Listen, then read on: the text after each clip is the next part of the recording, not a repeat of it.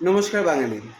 কিছু কিছু ঘটনা বারবার ঘটে এবং কিছু কিছু ঘটনাকে বারবার মিথ্যে দিয়ে চাপা দিয়ে দেওয়ার চেষ্টা করা হয়। এই ধরনের ভনিতা করে কী লাভ হয় আমি জানি না।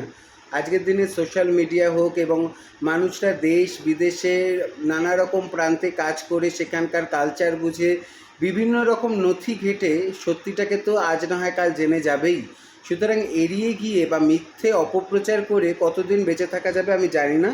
কিন্তু সেই চেষ্টাটা প্রতিনিয়ত বারবার করতে থাকলে এক জায়গায় গিয়ে একটা বিরক্তির জায়গায় এসে দাঁড়ানো যায়।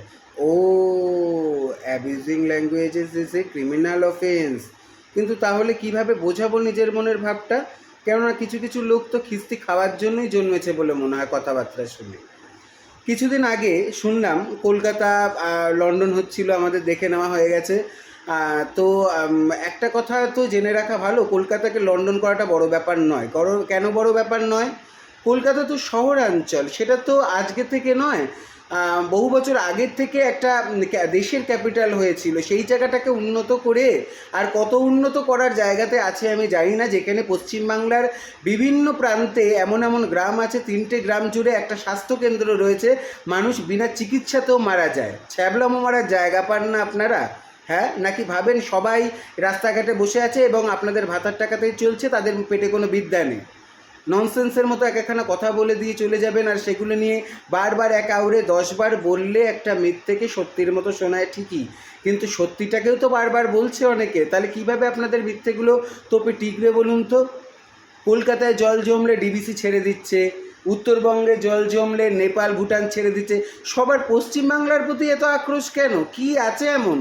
শুধু তো স্ট্যান্ড আপ কমেডি হয়। পাহাড় হাসছে বলেছিলেন, আজকে তো কাঁদছে। পাহাড় কাঁদছে আর এদিকে আমাদের প্রশাসনরা ঢাক বাজিয়ে নেচে বেড়াচ্ছে। ন্যাকামো মারার জায়গা পাচ্ছেন না? দুর্গাপুজো শুধু পশ্চিমবাংলায় হয়? দুর্গাপুজো শুধু কলকাতাতে হচ্ছে? দুর্গাপুজো তো দেশের সর্বত্র হচ্ছে, বিদেশেও হচ্ছে। সারা দেশে ঘুরে দেখুন তো, অন্য কটা রাজ্যে লাখ লাখ টাকা দেওয়া হচ্ছে, তাদের ওখানেও তো দুর্গাপুজো হয়।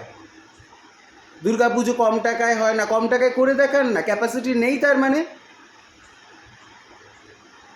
সব কিছুর একটা শেষ দরকার। শেষ না করলে না মানুষ এমনভাবে শেষের দিকে নিয়ে যাবে, সেদিনকে কিন্তু খুব ভয়ঙ্কর পরিস্থিতি হয়ে যাবে। আপনারা আশেপাশের দেশগুলোকে দেখে শিক্ষাও পান না যে মানুষ রেগে গেলে বা মানে মানুষের দেয়ালে পিঠ থেকে গেলে কী ধরনের পরিস্থিতি হতে পারে? ন্যাকামো মেরে যাচ্ছেন।